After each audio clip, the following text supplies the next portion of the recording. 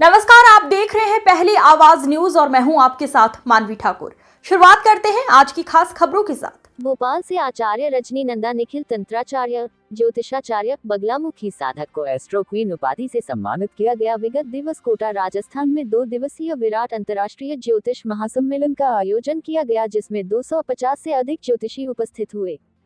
यह आयोजन महिला दिवस के उपलक्ष्य में रखा गया। 13 ज्योतिषी विद्वानों को एक विशेष सम्मान और उपाधि एस्ट्रो क्वीन से नवाजा गया। मध्य प्रदेश से 2 ज्योतिषाचार्य को सम्मानित किया गया, जिसमें प्रमुख रूप से भोपाल से आचार्य रजनीनंदा निखिल और उज्जैन से डॉक्टर भारती वर्मा को अवार्ड से सम्मानित किया गया। आचार्य रजनीनंदा निखिल ने भोपाल ही नहीं बल्कि मध्य प्रदेश को गौरवान्वित किया है। परिचय दीजिए। मैं आचार्य रजनीनंदा निखिल भोपाल से ही हूँ। वैसे तो जो मैं प्रॉपर हूँ वो छिंदवाड़ा से हूँ, लेकिन भोपाल में मैं 2000 से सन 2000 से। क्या करते हैं आप? मैं ज्योतिष का कार्य करती हूँ, ज्योतिषाचार्य हूँ, तंत्राचार्य हूँ और बगलामुखी की साधक हूँ। क्या क्या देखते हैं आप? ज्योतिष में मैं देखती हूँ वैदिक कुंडली, तांत्रिक कुंडली। तांत्रिक कुंडली कम लोग देखते हैं, जिसमें कि महाविद्याओं को शामिल करके ग्रहों में और फिर देखा जाता है। विशेषकर मेरा जो कार्य है वो नेगेटिविटी जैसे किसी लोग के साथ आ जाती है या कुछ ब्लैक मैजिक वगैरह होता है, उस पर काम करती हूँ। उसके द्वारा जैसे किसी व्यक्ति को, जातक को हमारे ऐसी कोई प्रॉब्लम होती है तो वो देखती हूँ। और ग्रहों की प्रॉब्लम होती है तो उसे कुंडली में जो भी योग बनते हैं, योगों के आधार पर या दोष होते हैं, वो दोषों के आधार पर हम लोग अनुष्ठान करते हैं, जप करते हैं और उनको रिलीफ दिलाते हैं। कितने वर्षों से आप ये काम कर रहे हैं? मुझे अभी वैसे तो 11-12 साल से कंटिन्यू ज्योतिष पे काम कर रही हूँ। 12 साल हो गए मुझे ज्योतिष पे काम करते हुए। और बाकी साधना और पूजा जो मेरी है वो उसमें हो गई मुझे 27 साल हो गए पूरे। 27 वर्षों से मेरा साधना और पूजा चलती है। मैं कामाख्या से दीक्षित हूँ। डॉक्टर नारायण श्रीमाली जी मेरे गुरु जी।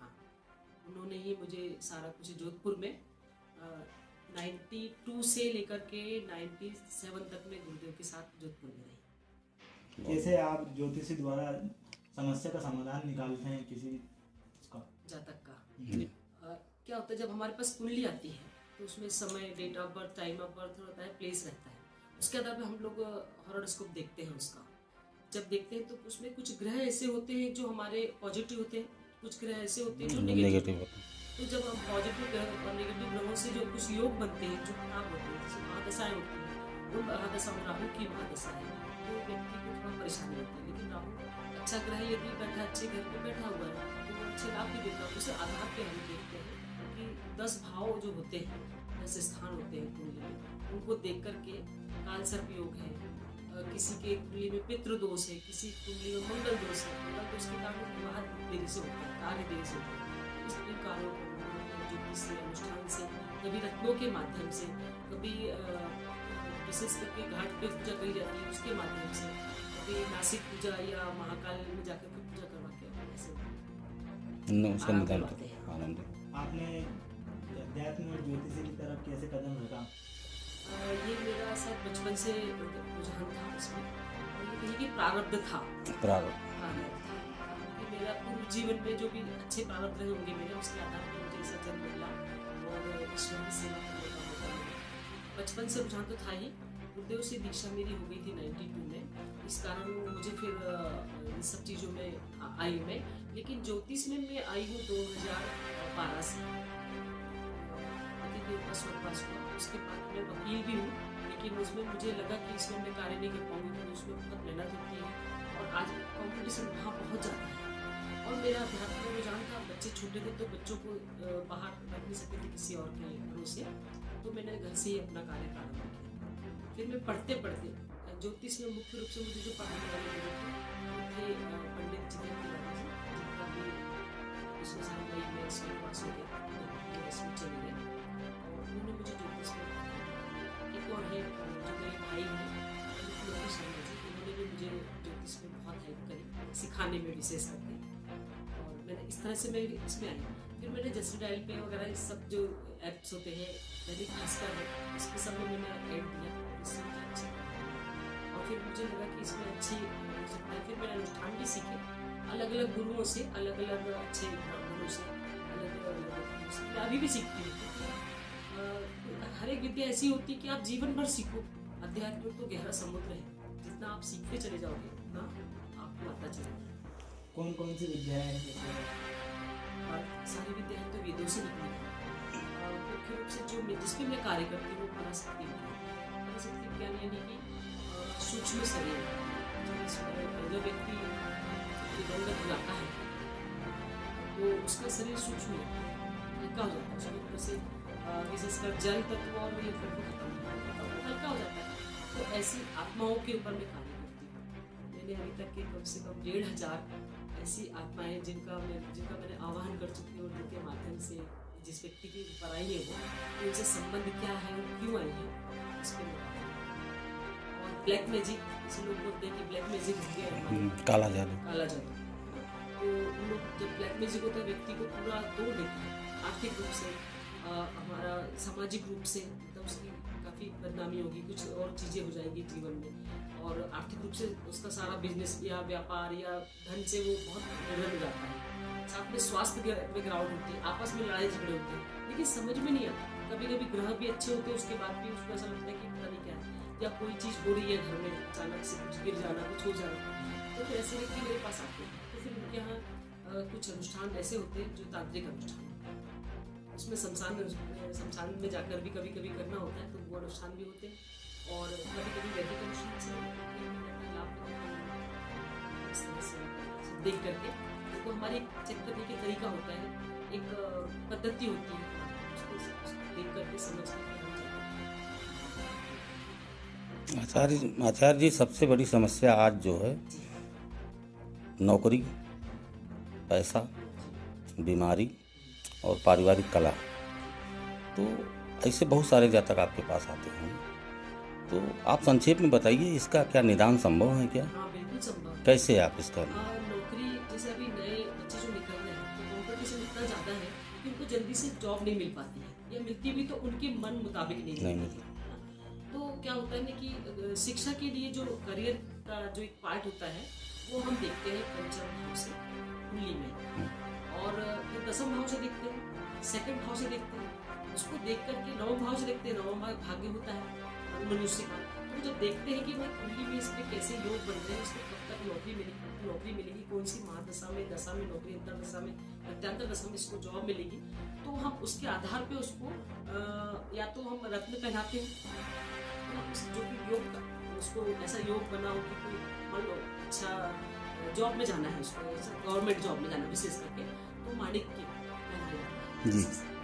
अच्छा, यदि वो IAS IPS की तैयारी कर रहा होता है, मंगल शनि को देखा जाता है। इससे मंगल जो होता है वो निश्चित रूप से व्यक्ति को सैनिक या पुलिस में या IAS अधिकारी, ऐसे कुछ जो जॉब होती है उसमें लेके आते हैं। शनि जो होता है उसके जो जॉब नौकरी होती है तो वो ऐसी होती है जैसे इंजीनियरिंग वगैरह है, इसमें वो जाता है, इस विभाग में स्टील में, लोहे में कार्य करना, पेट्रोल डीजल में काम करना, इस पे काम वो कर सकता है। तो हम उसको ऐसा बता देते हैं कि भाई आपको ये इस तरफ चलना है, छात्र को, स्टूडेंट को, या जो जॉब जिसकी नहीं लग रही है उसको बता देते कि आप इसमें ना करके इसमें करिए, उसको एक लाइन, एक गाइडेंस दे देते हैं हम, तो वो उस पर जाता है तो उसको लाभ मिल जाता है, उसको नौकरी मिल जाती है।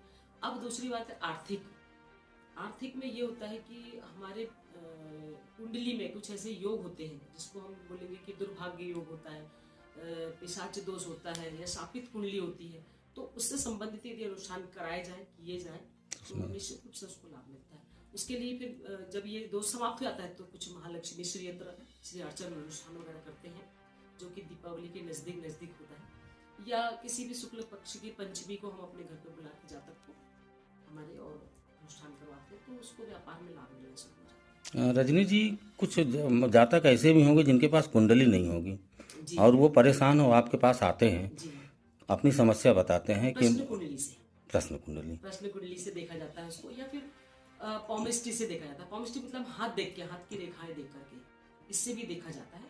पर मेरा बहुत ज़्यादा काम हाथ देखने पे नहीं है, मैंने बहुत स्टडी नहीं करी इस पे, तो सूक्ष्म रूप से कुछ ऐसा रहता है जो अपन थोड़ा थोड़ा जान करके उसकी बातों से और प्रश्न कुंडली से कुछ मिलान करके उसको बता दिया जाता है। फिर ऐसा आपको अभी सम्मानित भी किया गया है राजस्थान में, तो किस संबंध में आपको सम्मानित किया? हाँ जी, अभी मैं कोटा राजस्थान में हमारा सम्मेलन था वुमेन्स डे पर, तो वहाँ पे क्या हुआ था कि बहुत सारे एस्ट्रोलॉजर्स आए थे, तकरीबन 200-250 एस्ट्रोलॉजर आए थे, पूरे भारत से आए थे। और मात्र 2 महिलाएं, प्रमीला गुप्ता जी और एक उनकी मित्र थी, उन दोनों ने उस कार्यक्रम को अंजाम दिया और बहुत अच्छा कार्यक्रम हुआ।